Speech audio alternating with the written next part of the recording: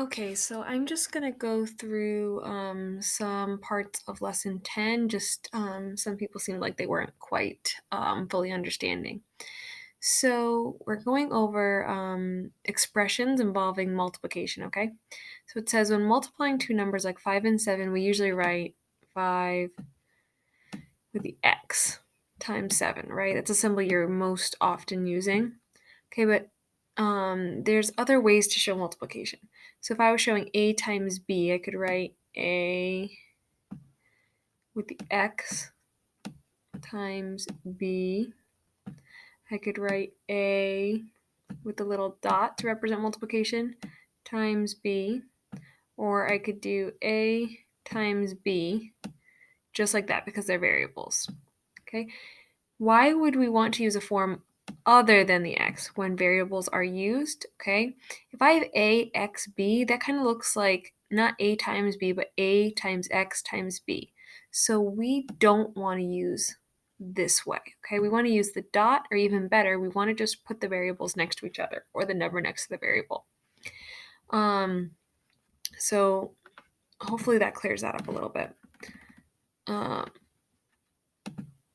All right, so here we have an expression, and we have terms, we have variable terms, and we have coefficients.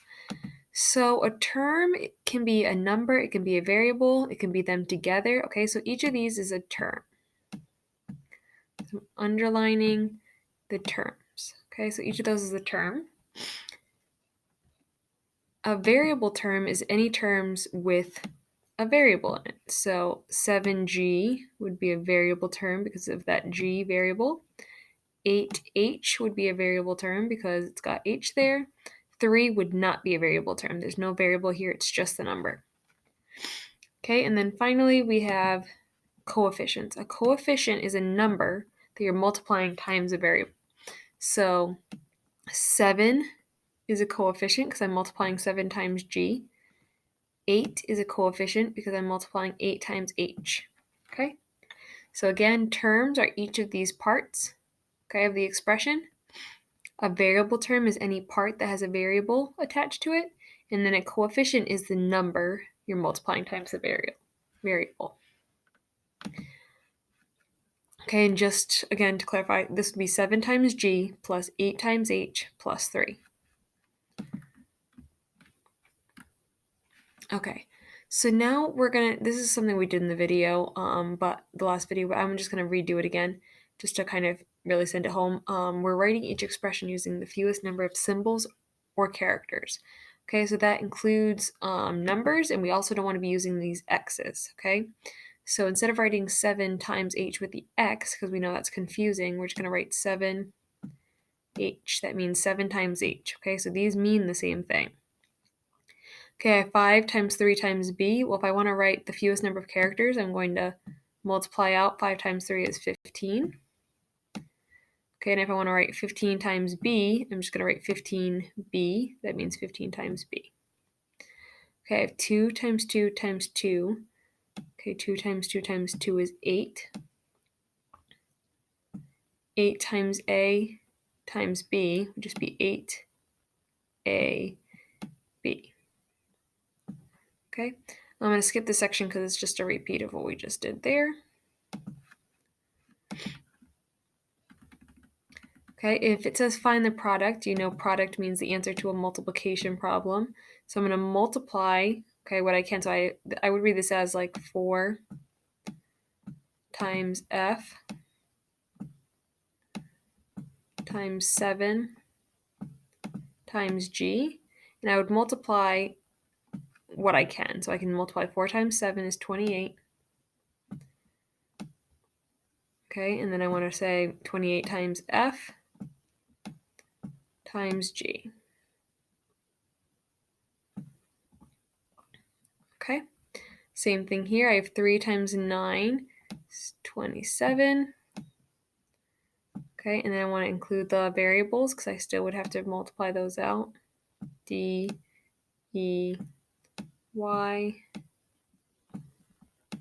Z. Okay.